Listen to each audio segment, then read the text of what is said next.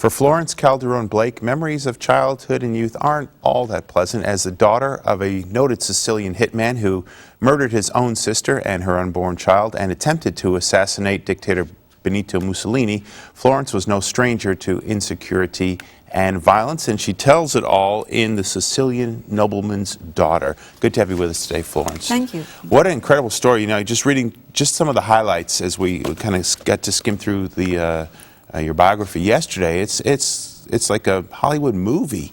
You know, the environment in which you grew up, and when did you kind of see and know as a child, kind of understand what was going on in your father's past? Actually, my mother told us a lot of stories about my father. She hated him, and she would tell us things like he murdered his own sister and that sort of thing, and we didn't know what to believe. She also told us, which was true, that he kept a loaded gun in the bedroom, hidden, and if we misbehaved, he'd get the gun and shoot us. We believed it, so it caused us to behave. If my brothers did anything wrong, they would not take the blame for it. They would blame me because they didn't want to get shot by Pop's gun. But we thought that was normal. We thought all families live that way because you don't know. When you're living in you live in a situation where crazy things happen, you don't think they're unusual because... And you grew up with a very unfair childhood where you were kind of the scapegoat, where you had to do everyone's chores. You were at the bottom of the totem pole there. How did that work out? How did that even happen? It's because my parents were absent from the house so much. My mother had targeted me. She did not like me from the word go. I looked like my father's side of the family, and she despised my father's family. She was not given a choice about marrying him. So there was an arranged marriage. Yeah, she was a penniless orphan, and he was from this richest family in town, in Termini, Sicily. So when he proposed to her, the relatives that were raising her were so glad to get rid of her that they said, yes, we agree, and you can't really refuse the Don's son's request, really, right? Right.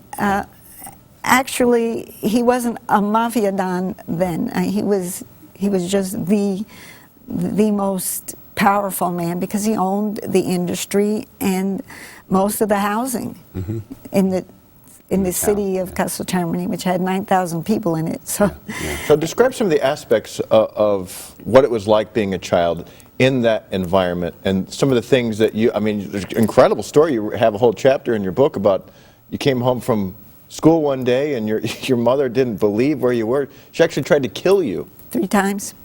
So what was that like growing up in that environment? Well, you know, God is perfect. He gave me a slum milieu to grow up in. It was such a violent neighborhood, even from early childhood. We didn't walk to school, we sprinted to school. And we had fights every day. When she tried to choke me, I knew how to break a chokehold. My gosh, as you said earlier, I'm a survivor. You would not have survived that particular situation if you didn't know how to break a chokehold. Yeah. I had bones broken. I usually lost fights because I was small for my age. I was always little. But my opponent limped home. But when my mother tried to choke me, I just went like that. And her hands went flying apart and I broke the chokehold. I would never deliberately raise my hands to my mother. But this was a matter of, I gotta live here. I have to breathe. Right. So then she got a knife and she tried to slit my throat. And she pinned me down with all of her weight on my body on the kitchen table. And just a 3-word prayer. I knew there was a God. I thought, well, he's up there, he's distant, he's not really my close friend. But I called out, God help me. 3-word prayer. And instantly he sent a miracle, an unbelievable miracle. You'd have to be there to see it and all the circumstances that led up to it. I don't want to give it away because it's something you don't want to be told if you're going to be reading it. But it was miraculous. And then she tried to starve me to death. Yeah, which I thought was more incredible to me, I think, from that story of your mother trying to kill you is that's incredible in itself. But after that happened, you kind of, you know, you fix yourself up and you went and made dinner. And she took the plate that I had in front of me to eat. She took it away from me and threw it in the garbage. Yeah. Yeah, because there again, I was used to cooking. I cooked every night. I cooked since I was 9 years old. I did all the cooking for the family. She didn't know that. I'm sure people that hear your story and people watching right now might think, well, why don't you just, you know, leave? Could you have run away from that environment, run away from home, or what was kind of keeping you there? The streets were no safer. Believe me, as I said, you had to sprint to school. It was not conducive to survival to be on the streets in those slums in those days. And I realized, again, another one of God's miracles, God's still small voice. When she tried to starve me, He told me how to get food legally and properly. He told me how to do it. And I followed, even though it didn't seem logical, it didn't make sense to me, I followed the still small voice that told me how to get food, and I got it. And it was in a way that infuriated my father, because my father, having come from this wealthy situation in Sicily to the slums of Paterson, New Jersey, where we were barely existing, he didn't want me spending anything that looked like money. And I was able to charge food at a delicatessen in the neighborhood, charge it to him. Well, when he found out about it, he was furious. So now I had a bargaining chip with my mother. If you don't want Pop to get mad at you, because he used to just flatten her with a punch. I mean, she'd land on the ground unconscious. He had this violent a temper. In fact, he tried to kill all 5 of his children at one point. Again, because of abject poverty, but that's all explained in earlier chapters.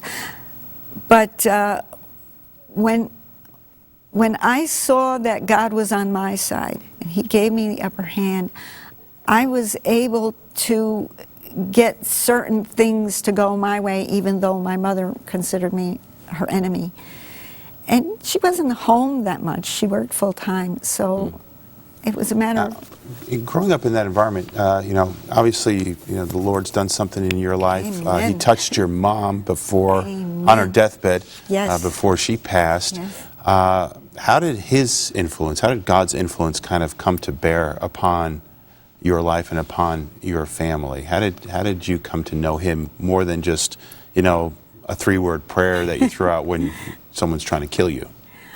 Well, there was a wonderful lady in our neighborhood named Mrs. Bulmer. I'm still email friends with her son, Bob Bulmer, who now is doing a lot of work for the Lord in Florida. Mrs. Bulmer had a Bible class in her home, and I used to sneak out to it. I was not allowed to read the Bible. I was not allowed to have anything to do with anything like that. But unbeknownst to my parents, I went to this Bible class, and she planted the seed that one must accept Jesus as one's Savior. Now, I felt if you didn't reject Him, you had accepted Him. I didn't see it really as anything you had to do, but it planted seeds. And as I got older, there were people that watered those seeds. There were, God used so many people to show me that He cared, that He loved me, that He was on my side. And when I was 19, I rebelled when I was actually 14, rebelled from my mother's religion. But when I was 19, I started going to a church outwardly and openly against my mother's wishes. And trying to witness to her didn't do any good, because she cursed God. She hated God until she got sick. But he knows what He's doing. His way is perfect. His plan is perfect. His timing is perfect. He allowed those seeds to get watered. I'm so grateful, even for the deprivation and the difficulties of childhood, because I know He's on my side. He's in my corner.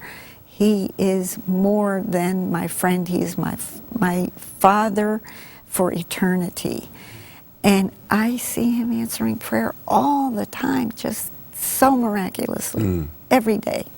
Wonderful. Florence, thank you so much for joining us today. And there's so much more to the story. The questions on how you can even operate in a forgiveness growing up in that kind of environment, forgiving your mother, forgiving your father, walking in joy and peace in the midst of terrible, terrible trouble. It's all in Florence's biography, The Sicilian Nobleman's Daughter. And for more information on Florence Calderone-Blake, how to pick up a copy of her biography, you can visit harvest-tv.com. We'll be right back with Patty Ellis in just a moment to pray for you as well. So give us a call. Connect with us today if you have any prayer requests.